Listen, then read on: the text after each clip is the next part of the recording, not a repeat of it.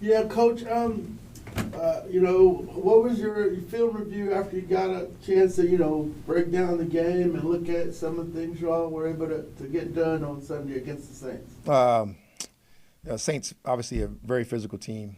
Starting the offense side of the ball first, was proud how we went out and stuck with the run, really versus a really physical, strong team. Even though they weren't all efficient at the beginning, just being able to stick with it and kind of grind through, some of the tough downs versus that defense and what Brandon Staley presents. I thought they did an excellent job, whether you're talking about Zach or Led or our front, being able to go out there and stick with that. I think we ended up with 120 yards, whatever the case may be. Both B, and obviously Tyler going out there, grinding away some tough yards, and then being able to go out in 13 personnel with all those tight ends out there and being able to create some space, create some lanes, get some cutbacks and things of that nature, and being able to stick with it and playing a bunch of unconventional guys who hadn't been out there a bunch for us all season, but finding a way to come up with a game plan that these guys can go out and execute, and I thought those guys did a nice job with that on offense. Then obviously that opened up some play action pass and a shot down the field for us that really opened up for us and gave us a chance to go out there and play. On defense, it was nice to watch those guys go out there really on the two big drives that we gave up to get them down the red zone and not allow them to get in two times was absolutely phenomenal. That was awesome. I think they kicked the field goal after the bad snap, but being able to stop on the fourth down, one down there, and being able to get them to, get the bad snap. They almost had a bad snap earlier. Taysom made a great catch and to force that bad snap or whatever the case may be to get the ball over his head to make them get intentional ground in there, make them kick the field goal, and really opened it up for us to go out there and hit the explosive and then get to the 2-minute drive.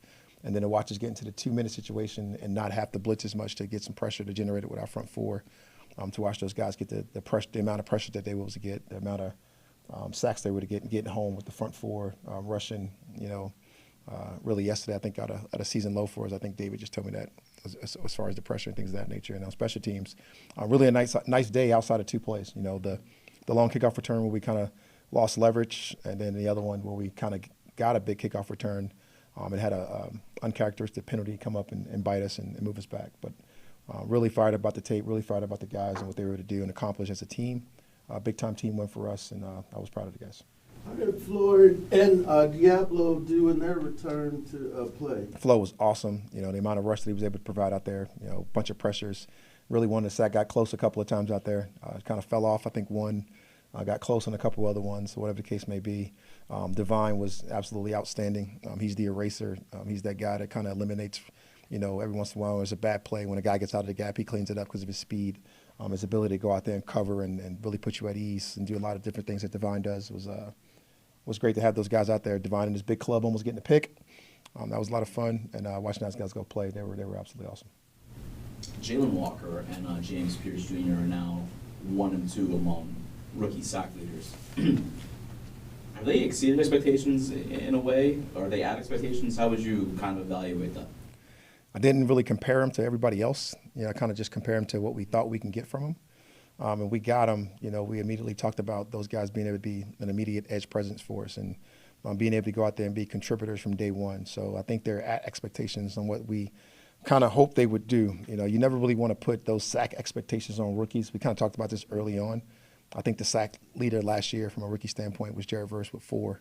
And so it's like sometimes you put unrealistic, expectations on some of these young guys coming into the league because of what the freak did. Javon Kearse did his rookie year, right? Just as an example. It's hard to get to the quarterback. It's hard to rush the quarterback. It's a process. But I think they have really done a nice job of really filling in those roles and really getting better and better every single week. Jalen had to deal with a little bit of groin issues earlier. We were worried about the setback. It definitely hasn't done that. It's allowed him to get better and better. James clearly has been able to go out there every single week and get better and better every week, and I'm really proud of both of them. Have you seen Pierce? Have you seen Pierce make a bit of a leap in recent weeks? I think it's like four straight games now with a sack for him. I think 3 straight games. Yeah. It's hard to say to see him make a leap because the pressures were already there. The intent was the right way. He's actually gotten to the sack now. In Minnesota game, I think he could have had 3 sacks. I think he fell off 2. So it's hard to say he's just starting to get it because it's kind of been going, but he definitely has gotten better. He's learned the spots. He's learned more about the calls, when he can absolutely shoot his gun, when the control rush has to go down. when it has to be power, how do you rush in the red zone? How do you rush out in the open grass? Limiting the mistakes on some of the like pressures that we have and things of that nature. Watching him drop in coverage yesterday and make a couple plays. Like, he's definitely gotten better. And he's definitely got a better grasp every single week, and it's due to his process. His process has gotten better in practice. His process has gotten better in the meeting rooms. His process has gotten better, and it's really showed and become game reality for us. There's been a lot of talk over the last few weeks about, that not having a first-round pick coming up in April, right? But you guys used that pick on James Pierce Jr. Yes. A few months ago, right? Looking back and where are you now and what you see from James Pierce, still feeling as strong about that now as you did back in April? Yeah, man, we love James Pierce. I hate to say and he's done a great job of providing us a lot of relief in some of our pass rush and things that we wanted to do this year. So being able to go get Jalen and being able to double it up and get James, and also really, I can't remember which one it was. Was it Watt or was it Billy? We provided the pick as well, being able to trade back or swap us, whatever the case was. Whatever we did, I think you got to factor in all of those things of being able to make our football team better and our defense better this year. So, I love those guys. I have a few questions on offensive scheme, if you're ready for it. Sure. I think that everybody's talking about there was a serious uptick in play action, Kirk going under center. I know last night you said that a lot of the decisions involved accommodating Kirk. Is when you're saying those things, like, are you referring to that play action and kind of going under center looks? Some of it, and those things in that matter. Some of it's types of routes, but like realistically, I don't know if it was an uptick in play action. It was probably about the same, whether we were in pistol or whether we up under with the number of play actions. I think we got the really big explosive last night that we was able to get out of it. That was really turned into it. I don't have the exact numbers in front of me on what it was and all those type of things. It was like whatever the case may be. But like when you look at it from a defense perspective, really pistol and dot when we planted on defense usually is the same thing. So every once in a while you have some teams that come on the pistols and they get drop back pass like we were able to do a la Tampa last year with Kurt or a la a couple games this year because it kind of hides some of your gun stuff that you want to do when you are passing. So it just kind of matter what you think you need in order to go out and win that football game. Some of the concepts, some of the things that we do with Kurt, some of the ways we're able to create the pocket for Kurt to, Kurt's going to be there. We know that. And so be able to make him nice and comfy and cozy in that pocket with some of the things we want to do in our protection schemes and things of that nature. I think all those things factored in, but it was how do we get the best version of all of our guys and all of our and our quarterback and find a way to go out there and get a win. And I got to give those guys a lot of complimentary work on what they did last week, being able to get those things, even changing personnel groupings somewhat more than we were accustomed to. And that wasn't because of Kurt. That was something that we wanted to do to make sure that we can get the best out of our guys. Can you talk more about that with especially the 13 personnel and deploying it at the rate that y'all were yesterday? I mean, saw a lot of success doing it, but Sure. Was that something that y'all even pinpointed prior to this game, or was this a game-specific look that y'all were wanting? This week it was pretty game-specific. There's a lot of different things that change up when it comes to those type of things. I think you've seen a bunch of different personnel groups or more personnel groups this year than you even did last year, and it was kind of like game-specific on how you want to do it and how you want to deploy it. Whether you're talking about Bijan being out as a wideout a little bit more than he has been in the past, and he's been able to do some of those things for us this year, or yesterday, whether it being 13 and getting those guys out there being deployed in different spots, whether it's Mooney, whether it's Seals, whatever the case may be. So I think it was really game specific on the game planning that we want to have done for this week, and I think those guys, again, kudos to Zach, kudos to all the guys that had a part to do it. Obviously, their coach Koger, he was the coach of today, having 13 personnel out there. How much, looking back on last week, I know y'all talk to Kirk all the time about what he wants to do and what y'all want to do as an offense, but what were kind of those levels of conversation? Did Kirk come to y'all and say, hey, here's what I'm most comfortable with, here's what I would like to do, and y'all married it to what y'all had been doing with Mike? Can you kind of walk me through that process? We have a system, and the system's been in place, when Kurt was here before. Obviously he was a starter, he was brought in to do those things, so we kind of know what it looks like, what that whole process looks like, what Kurt likes. So it doesn't go so far as the Kurt coming in saying what he wants, but we build a plan like we do every Tuesday. Obviously Kurt comes in, he's able to have a lot of input into it. So when he comes in and we could say exactly what he likes, especially after we get some practice reps and do those things and go out there and look at it. And I love this concept, love this, love that, love this scheme, love being here. love this protection for these reasons. I like to do these things, and like, you know, it's just what you want to have with your quarterback, the ability to go out there and communicate to make sure you get the best stuff across, and that's what they were to do this week, and I see it going that way moving forward. I guess too that with having Kirk, you know, obviously longtime veteran in this league, how valuable is it that, you know, when Michael goes down, you have that option where a lot of teams don't have that? It was absolutely outstanding. It was the whole reason, the purpose of, you know, being so adamant about like having Kirk a part of this football team. You know, talking about a great guy, great human, a guy that we brought in here to be our starter, right? You know, obviously it worked out that Mike became our starter, and then you got a guy that's going to be ultimately supportive through the time that he was able, and now his numbers called, and he's able to go out there and execute for us and get us a win. And like, I thought that was huge. I have kind of a random one for you. Sure. Jake Matthews, I think he's 1 or maybe 2 starts away from being number 5 all time as far as game started streaks at offensive line. His dad is number 1, right, Bruce? Wow. He's going to be number 5. Don't be that guy, Mark. John Runyon. That's kind of crazy, right? You know, to have a guy who's been here since 2015. It is. It's actually sick. You know, you're right, Tori. It's 189 straight. That's absolutely. It's a credit to Jake. You know, number one, first and foremost, is, you know, obviously you got to give the family credit because they got some family history that's unique.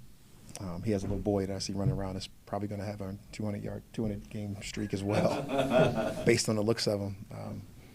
It's a credit to the way he takes care of his body. It's a credit to everything that he does. It's a credit to the organization, being in the one organization, being able to credit to not only the performance team now, but the performance teams from the past to be able to help him do those things. And obviously, Jake sought out ways to make sure that he always is available for his football team. Like, he's absolute stud, and he's unbelievable. It's, you know, this is kind of a strange question to be asking, like, at this point in the season, but you have, like, 2 young individuals in, like, Mike and Billy who now are looking at long roads to recovery. They're looking at potentially not, like, getting back on the grass at full go for months and months. Yep. How do you keep those guys engaged as they're going through recovery to the point of, like, keeping their minds right? Actually, Tori talked about that a little bit with Mike, more so than Billy. Billy happened on Friday. Right. So I didn't talk to him nearly as much, but they'll all be getting their surgeries and doing that stuff. And then obviously there'll be a small amount of recovery time where you're down, you're out, and then you do those things. And then once you get back into it, till you got the ability that you're mobile and do some of those things, you want to keep your mind fresh. So getting those guys a part of, whether it be Billy working with the DBs or doing some little small assignments for the DBs or whatever the case may be. And the same thing with Mike, being able to get back in, doing some things on offense just to make sure he's mind fresh. And then once you get back to being able to do some things, you know, obviously on the grass, I mean, that's what he'll be doing with our guys and our people that's getting them right. But you definitely want to keep those guys fresh. Definitely want to keep those guys within the game plans. Definitely want to keep those guys knowing exactly what's going on. Particularly they're pretty much both the quarterbacks of our defense, right? Talking about the nickel and our quarterback. So, like, getting those guys to stay involved with the daily game plans and the daily rhythm and routine. That won't happen for a little bit, you know, up until they can get back and be mobile enough to do those things. But, you know, obviously want to get those guys back as quickly as possible, Tori. Is Penix this week in LA that we saw? I believe so. I don't have a day on me right now. I know it's upstairs. I didn't really look at that. I know the day's coming up. Today's Monday. It's either Tuesday or Wednesday. I can't give you the exact date on that, but definitely coming up really quickly. And Billy's definitely planned as well. I don't have a date on that. And we saw, you know, a lot of doctors are weighing in, the internet doctors and whatnot, saying a 9 or 12-month recovery window. I am not going to participate in the internet doctors. Your doctor, I tried to get your doctor. They wouldn't give them to me. No, they're not going to give you a doctor. Nobody's going to get a doctor. They used to. Did they? What year was that, Lid? 90-something. I've never heard a doctor talk. We used to get the doctor all the time. No, Julio's foot, we had the doctor. I never heard a doctor We talk. had the doctor on Matt Ryan's turf toe. You're just saying how old you are. Yeah. But anyway, your doctor telling you what your doctor telling you. They all have the same thing you have, right? Until you go in there and actually do it. Okay. You can't. No, you know, you got to go in there and do it, and everybody's going to be a little bit different, you know. But like, you definitely have a roundabout estimate based on prior injuries and history of people. So, you know, talk about all those things. I don't want to guess that. I don't want to be part of it. Yeah. I don't want to be part of the internet doctor status. Yeah, that's where we left with. It's a bad place. Yeah. No doubt. Going back to what you said at the top about winning with 4 up front defensively. Yes. I believe you were right in that it was the lowest blitz, right, that y'all have had. Tori, now you know stats for losers, and I got that from David walking in here. Okay, So. well, I'm just telling you.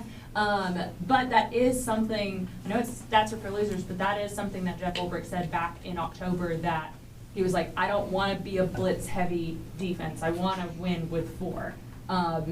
To see that, was that something that y'all pinpointed going into this game that y'all could take advantage of, or is this kind of a, I don't want to say identity marker of where you want to be, but like a good sign of development for the young guys up front? So to answer the question, did we identify it as a spot, as a game that we want to try to rush for? Yes, we identified it as that. And to be able to go out and do it and execute it, to get the lead, to be able to show that was absolutely outstanding. The blitz team, obviously we started off with a bunch of different pressures, and we've been able to do a bunch of that during the year.